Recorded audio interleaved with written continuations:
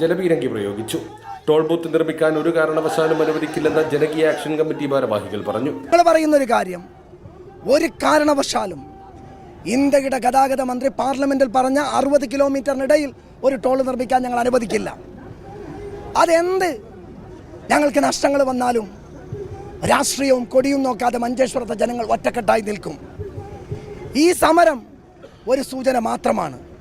ഈ സമരത്തിൽ തുളുനാടിൻ്റെ മക്കളോ ഒറ്റക്കെട്ടാണ്.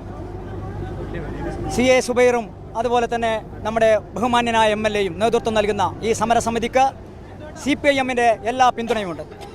ഇവിടെ സൂചിപ്പിച്ച പോലെ കോടതി വിധി വരാനിരിക്കുന്നു. അതിനുശേഷം അതിശക്തമായ പ്രക്ഷോഭം, ഈ ടോൾ ബൂത്ത് ഇവിടെ അനുവദിക്കുന്ന പ്രശ്നമേ ഇല്ല എന്നാണ് ഈ സമരം പ്രഖ്യാപിക്കുന്നത്. അതിൽ ജനങ്ങളെല്ലാം ഒറ്റക്കെട്ടായി നിൽക്കും എന്ന് തന്നെയാണ് ഞങ്ങൾക്ക് പറയാനുള്ളത്. സംഘർഷമുണ്ടായതോടെ സമരക്കാരെ പോലീസ് അറസ്റ്റ് ചെയ്ത് നീക്കി.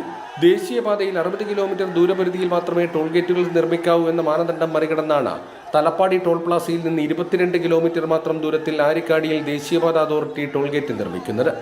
തലപ്പാടി ചെങ്കള റീച്ചിൽ 6 വരിപ്പാത പൂർത്തിയാവുകയും ചെങ്കള നീലേശ്വരം റീച്ച് നിർമ്മാണം വൈകുകയും ചെയ്തതിനാലാണ് കുമ്പളിയിൽ താൽക്കാലിക ടോൾ ഗേറ്റ് നിർമ്മിക്കുന്നതെന്നാണ് ദേശീയപാത അതോറിറ്റിയുടെ വാദം. ടോൾ ഗേറ്റിനെതിരായ ഹർജി ചൊവ്വാഴ്ച ഹൈക്കോടതി പരിഗണിക്കും.